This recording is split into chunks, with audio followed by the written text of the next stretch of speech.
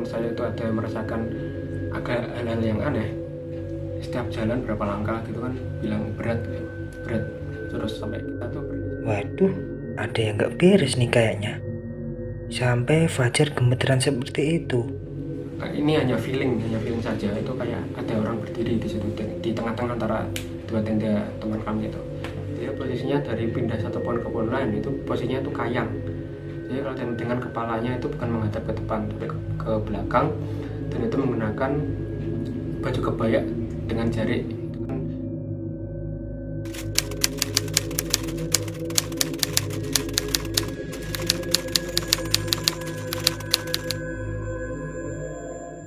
Selamat pagi, siang atau malam, sahabat atau teman-teman viewer dari channel saya Jumat Official.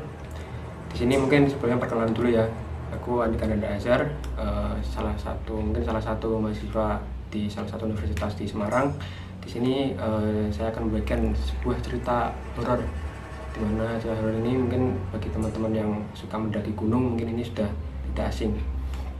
Oke, untuk dalam cerita pendakian ini mungkin sebelumnya saya tidak menyebutkan di mana itu gunungnya, karena takutnya nanti dari oknum pengelola ada yang mungkin hal yang tidak baik dalam effort ke oknum pengelolanya nanti. Oke, mungkin ini langsung aja. Ini saya ceritakan secara kronologis saja ya. Jadi kronologis secara urut dari awal sampai akhir. Jadi yang secara kronologis yang pertama yaitu kita masuk ke pemberangkatan. Sebelum pemberangkatan, pada waktu itu saya bersama empat orang teman kuliah juga. Pada waktu itu kita dengan dadakan ingin muncak atau ingin mendaki gunung, dan saat itu kita gunungnya ya karena namanya dadakan dan juga terkendala oleh waktu, kita gunungnya itu gunung yang dekat-dekat.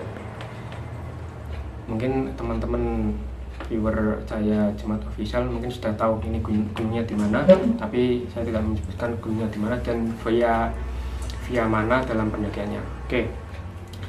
Di sini kita empat orang dalam hal ini. Itu ada cowok semua, tidak ada ceweknya, karena kami masih istilahnya masih pemula, masih belajar dalam pendakian gunung. Jadi kalau kita bawa cewek atau bawa wanita, takutnya nanti di jalan kalau ada apa-apa kita tidak tahu cara menanggulanginya bagaimana. Oke, dalam persiapan pendakian ini mungkin jika teman-teman yang sering mendaki itu yang utama adalah persiapan alat, juga perbekalan itu juga dipersiapkan. Yang terakhir adalah persiapan mental, dan ada juga itu adalah persiapan kesehatan, entah ini kesehatan secara fisik maupun rohani, itu harus siap. Dan setelah itu kita harus menyiapkan salah satu teman kita yang pernah mendaki lewat jalur tersebut. Itu harus kita persiapkan karena itu menjadi navigator dalam pendakian atau penunjuk jalan pada saat itu. Nah, oke. Setelah itu kita itu tidurnya terlalu malam, jadi perbekalan belum disiapkan, peralatan juga belum sewa, karena yang namanya pendaki gunung itu kan harus ada peralatan, entah itu bawa trekking ataupun bawa dam ataupun tenda, itu yang menjadi dasar ataupun alat masak. Dan kita kan karena peralatan tersebut itu mahal, jadi kita nanti sewa. Nah, kita tuh belum sewa dan kita tuh udah bangunnya kemalaman dan belum sewa, belum packing juga. Nah, pada waktu itu kita bangunnya itu jam 9, dan kita sewa itu sebelum duhur itu kita sewa, cari-cari alat, cari-cari bahan makanan maupun alat trekking. Dan itu hitungannya sudah telat karena kita rencana awal itu kita tuh berangkat sebelum duhur dari tempat kos masing-masing seperti itu. Nah, kenapa kita bawa tenda? Karena biasanya kalau teman-teman itu biasanya ada kayak tim tektok gitu, jadi sekali muncak langsung turun. Tapi kita istilahnya kalau sudah muncak gitu, kalau nggak bermalam itu kan rugi gitu kan, sudah sampai atas. Nah, kita memutuskan untuk menginap di atas atau membangun tenda di atas. Nah, dalam pemberangkatan ini kita yang hitungnya telah tadi, kita berangkat setelah asar, istilahnya kita asar sudah sampai di base camp. Ini sebelumnya juga tadi teman-teman sudah tahu, base campnya sudah juga enggak saya sebutkan di sini. Antara base camp sampai pos 1, 2, 3 itu ada istilahnya kita ada suatu pembagian tim, ada tim leader itu merangkap navigator penunjuk jalan, lalu ada di bawahnya dua orang itu saya dengan teman, lalu di belakang ada swiper itu tugasnya yang dia itu mengawasi dari belakang. Oke, setelah itu di perjalanan antara perjalanan antara base camp sampai ke pos 3 itu sebenarnya kalau saya pribadi nggak ada apa-apa ya, tidak merasakan hal seperti itu, karena sebelumnya dalam pikiran saya hal seperti itu tidak, kalau saya pribadi tidak begitu percaya dan tidak begitu penting dalam suatu situasi pendakian seperti itu, karena yang kita pentingkan dalam situasi seperti itu pendakian itu adalah safety dan keselamatan dari semua teman-teman kita. 4 orang itu, 3 orang teman saya itu harus yang diutamakan, karena kita berkaitan dengan alam itu tidak bisa ditebak. Oke, kita pada waktu itu naik pukul 3:30 habis asar, kita sholat asar di bawah, lalu kita naik ke atas itu setengah 4, dan estimasinya kita habis sisa itu sudah di istilahnya di camping ground atau di tempat camping yang bisa memang sudah disediakan oleh pihak pengelola. Nah, tapi setelah perjalanan itu pos 1 sampai 3 itu teman saya yang belakang tuh kan, karena saya 4 orang, posisi kedua dan posisi ketiga itu teman saya itu ada merasakan agak hal-hal yang aneh, yaitu apa ya, mungkin seperti berat lah, dia tuh di jalan tuh bilang apa ya, setiap jalan berapa langkah gitu kan bilang berat, terus sampai kita tuh berinisiatif untuk tukar tas, karena tukar tas itu kan mungkin menjadi solusi, dan ternyata memang beratnya bukan berat tukar tas, ada yang lain. Dan saat itu sampai parahnya teman saya itu kalau teman-teman tahu sampai kakinya tremor itu kayak apa ya, misalnya kayak geter gitu loh. Tremor itu kayak gugup, kalau orang gugup itu. Nah, itu sampai tremor gitu, dan kita itu berpikiran bahwa ini sudah tidak beres lagi.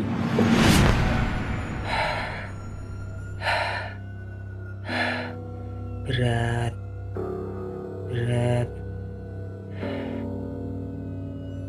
Loh, Jar, kamu kenapa? Berat.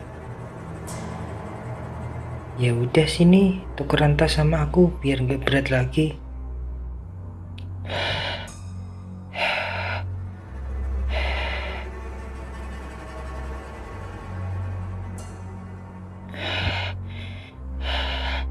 Aduh, berat. Loh, Jar, masih ngerasa berat? Kan kita udah tukeran tas. Aduh, berat. Waduh, ada yang gak beres nih kayaknya. Sampai Fajar gemeteran seperti itu. Padahal tas yang dibawa kan gak seberapa. Edin, coba lihat Fajar. Ini kayaknya ada yang gak beres deh. Padahal tadi kita udah tukeran tas, tapi si Fajar masih merasa berat dan gemeteran seperti itu. Shh, udah, jangan dibahas. Nanti di pos 4 kita coba cari tempat untuk bangunin tenda. Kita istirahat di sana aja dulu malam ini. Ntar jam 2 atau jam 3 kita lanjutin ke puncaknya. Dan setelah tidak beres lagi, itu kita dalam pendakian itu tidak boleh bercerita hal seperti itu ketika kita maupun perjalanan menuju puncak, itu nggak boleh. Kita boleh ceritanya itu di bawah, karena ya mungkin teman-teman tahu sendiri kalau cerita di tengah-tengah jalan itu kan ya pikiran terus nantinya. dan kita itu memutuskan untuk membangun camp itu di pos 4 agak naik di pos 3, dan sepanjang perjalanan pos 3 ke 4 itu kalau teman-teman tahu kayak ada suara kayak kucing berantem ya, tapi bukan kucing yang berantem yang langsung tarung gitu kan, kayak ada, bukan raungan sih, kayak suara tapi mendem di tenggorokan. Nah, jadinya itu kan kalau kita yang mungkin di tengah-tengah hutan seperti itu, kita kan ada apa ya, was-was gitu lah. Takutnya kalau saya pribadi takutnya enggak hal yang gaib seperti itu, tapi malah takutnya pada satwa ataupun hewan. Nah, maka dari itu saya dan teman-teman berinisiatif untuk siaga untuk memegang pisau, karena takutnya kalau masih ada mungkin hewan buas di situ, kan namanya hutan, kita kan nggak tahu hewan di situ itu mungkin menyerang secara dadakan ataupun enggak, itu kan kita nggak tahu ya.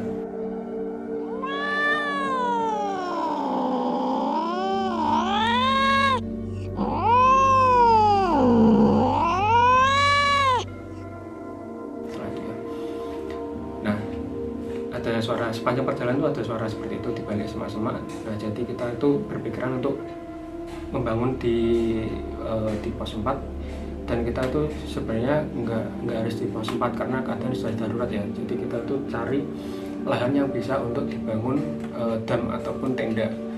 Setelah dibangun tenda, kita ukur itu, kalau nggak pas ya kita lanjut ke atas lagi. Setelah lanjut ke atas lagi, kita menemukan sebuah lahan yang memang cukup untuk dibangun untuk 2 tenda, dan itu pun dilihat yang miring, jadi kita tidurnya di posisi agak miring gitu. Oke, di situ sudah menemukan pos di dekat pos 4, bukan di pos 4 ya, dekat pos 4. Jadi pada saat itu kita membangun tenda. Bangun tenda itu kan dua ya, jadi dua orang gitu. Nah, pada saat itu di dalam tenda kan yang namanya gunung, di segala gunung ataupun di ketinggian berapa itu kan harusnya kan dingin. Nah, ketika itu kita masuk ke dalam tenda itu malah bukannya dingin, malah panas. Karena pada waktu itu seingat saya itu malah saya itu di dalam tenda itu malah pakai celana pendek, bukan sejenis celana sweat ataupun celana training gitu kan, tapi kita tuh pakai celana pendek, dan itu masih terasa panas gitu di dalam.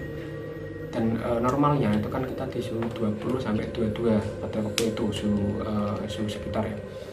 Tapi di jam teman saya itu ya emang suhunya segitu, tapi akhirnya itu jamnya error. Tapi setelah dihangatkan lagi atau istilahnya dinormalisasi lagi jamnya, itu emang suhunya segitu, tapi suasananya tapi panas. Nah, setelah itu kita sudah istilahnya sudah berpikir tentang jam itu yang tidak beres tadi kan. Nah, kita memutuskan untuk tidur lebih awal karena di jam 2 itu kita mau bangun untuk mengejar sunrise.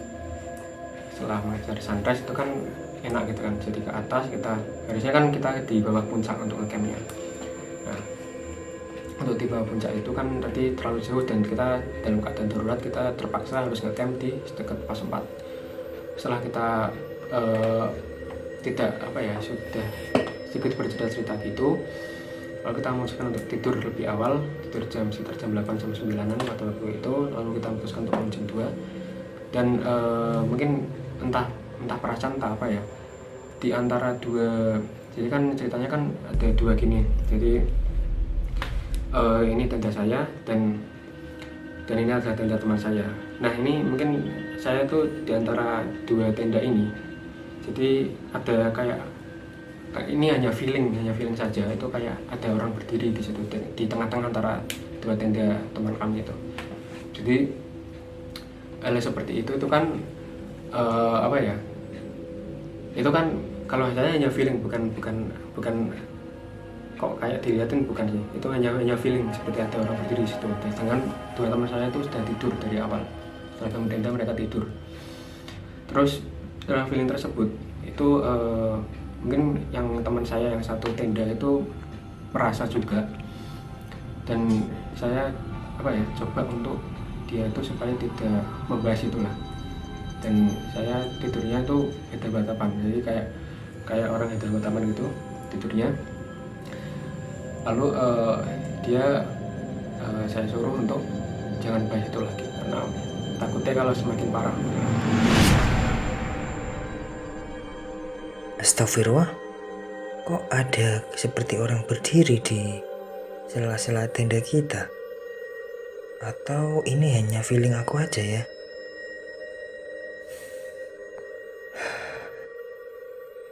Jar, apa kamu lihat seperti apa yang aku lihat juga? Iya, aku lihat. Ya udah, anggap aja nggak ada apa-apa. Kita langsung tidur aja ya. Setelah itu kita juga mencoba untuk memejamkan mata untuk tidur ya. Jadi udahlah, hal seperti itu kita lupain, untuk kita bahas di bawah aja di base camp nantinya. Dan ternyata ya benar adanya kayak orang gitu kan, tapi langkahnya tuh kayak langkah kalau teman-teman pernah naik delman atau dokar ya istilahnya ya, itu langkahnya seperti itu, seperti kuda, tapi kan sebenarnya ya feelingnya sih orang, tapi langkahnya seperti kuda jalan gitu. Dan kudanya kuda emang beneran kuda pure, bukan kuda yang dia narik delman ataupun narik gerobak gitu kan, enggak. Tapi itu adalah kuda pure yang memang benar-benar yang biasa teman-teman tahu kayak kuda perang itu kan banyak orang yang di atasnya gitu kan, bukan narik gitu kan. Nah setelah itu kita berusaha tidur terus, akhirnya bisa tidur dan bangunlah jam 2 itu. Oke, setelah kami berempat putuskan untuk bangun jam 2, kenapa kami jam 2 itu bangun, niatnya kami dari sekitar pos 4 itu ke atas ke puncak itu kita bisa mengejar sunrise. Jadi kita memang niatan di awal kita tuh menginap, tapi menginapnya tidak sesuai rencana di bawah puncak dan kita menginapnya di sekitar pos 4. Nah pada saat itu perjalanan kita jam 2, kita beres-beres pada waktu itu, dan sekitar jam 1 jam setelah itu kita sudah putuskan untuk naik ke puncak. Dan itu kita dengan formasi yang sama antara leader, tengah sama untuk yang sweeper itu masih sama dengan formasi yang awal. Dan setelah ke puncak itu yang jaraknya kurang lebih 750 meter itu mungkin di bayangan teman-teman yang belum pernah ke gunung itu, kalau datarannya emang landai itu enak, tapi ini kan kita bukan dataran landai, kita tuh datarannya mungkin agak di kemiringan 37 sampai 40 derajat, agak miring gitu, agak nanjak, dan itu menjadi beban berat sih ya, tapi itu menjadi tantangan buat kita untuk naik ke atas. Setelah itu kita naik ke atas dari pos 4 ke puncak. Itu mungkin ini yang mungkin agak ekstrim ya ini, dimana rekan saya yang masih sama, teman saya masih sama yang di belakang saya itu di barisan nomor 3 itu dia melihat, mungkin teman-teman bisa membayangkan kayak mbah-mbah ataupun simbah kalian kalau yang pakai kebaya tapi pakai jari, itu dia berkelakuan seperti Spiderman gitu loh, dari pohon ke pohon, tapi dengan posisi bukan orang normal.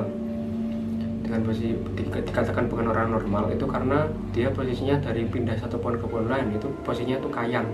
Teman-teman pernah olahraga, pernah mengikuti pelajaran olahraga yang kayang gitu, mungkin seperti itu posisinya, dan dengan kepalanya itu bukan menghadap ke depan tapi ke belakang, dan itu menggunakan baju kebaya dengan jari. Itu kan secara nalar kan dipikir secara logis itu kan ya nggak ada kan simbah-simbah yang berkelakuan seperti itu di tengah hutan. Nah itu yang mungkin yang entah apesnya atau yang sialnya, teman yang melihat itu hanya teman saya, bukan saya nggak melihat seperti itu. Tapi yang kami lihat berempat itu seperti simpul kayak kalau orang gantung diri gitu loh, tapi bukan pakai tali tambang ya, pakainya tuh kayak tali yang kalau teman-teman masih ada sumur, itu kayak tali yang buat yang biasanya buat ngerek itu loh, ngerek air yang dari bawah sumur seperti itu. Jadi tali kayak tali ban itu terbuat dari tali ban, dan itu modelnya kayak simpul, benar-benar simpul, kayak benar-benar lubangnya itu bukan disediakan ya, tapi emang cukup untuk kepala manusia. Jadi kayak memang bentuk dari simpul gantung diri lah istilahnya seperti itu. Dan kita berempat itu tahu semua, sadar semua, karena kita pada waktu itu mengarahkan senter kita yang di kepala itu di suatu pohon. Tapi kami nggak tahu tuh pohonnya pohon apa. Tapi pohonnya seperti pohon cemara, tapi nggak tinggi-tinggi amat ya. Dan itu kami sadar berempatnya, tapi cerita tersebut kami simpan untuk kami ceritakan di basecamp, karena nggak boleh cerita di tengah-tengah perjalanan seperti itu. Bisa-bisa kami kalau cerita di tengah-tengah seperti itu bisa batal perjalanannya. Oke, setelah kami berjalan, ya mungkin kalau yang nggak familiar dengan atau yang belum pernah muncak ataupun naik gunung itu kan kalian teman-teman bisa membedakan antara suara alam ataupun suara yang entah berentah itu dari mana. Tapi kalau ini memang kalau yang kami dengar itu suara alam berempat. Itu kalau teman-teman tahu, kalau teman-teman sering lewat ke pohon bambu, gesekan antar bambu, nah suaranya seperti itu. Itu lazim di setelah di pendakian itu lazim, karena memang pergerakan pohon itu kan juga ya mungkin digerakkan pohonnya sendiri, kecuali kalau ada angin gitu kan. Nah itu suara-suara seperti itu lazim dan sudah umum di kami, dan itu tidak, menurut kami biasa saja dan tidak menyurutkan kami untuk mendaki ke puncak. Nah setelah ke puncak itu kami bertemu dengan rekan kami 4 orang lagi, dan sebelumnya rekan kami yang 4 orang itu mereka sudah naik semua sebelum kami. Jadi kami itu hitungannya telat dan mereka mau turun setelah itu.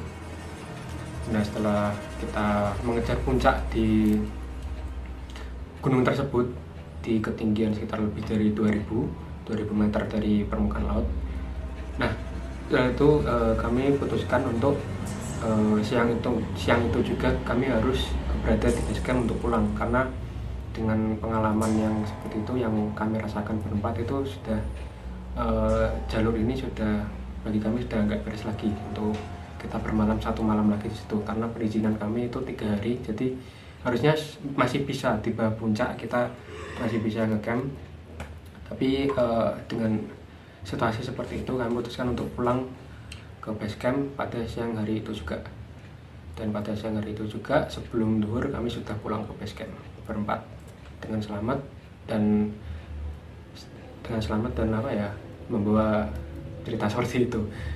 Jadi mungkin untuk untuk teman-teman yang ini sekedar berbagi cerita saja, untuk teman-teman yang mungkin pengen muncak ataupun pengen mendaki, itu yang pertama mungkin pesan dari saya, selalu jaga sikap dan ucapan. Kita nggak tahu di alam itu seperti apa. Kalau kita tidak menjaga sikap dan ucapan, itu mungkin nanti akan berefek atau bereffortnya kita ke rombongan kita nantinya.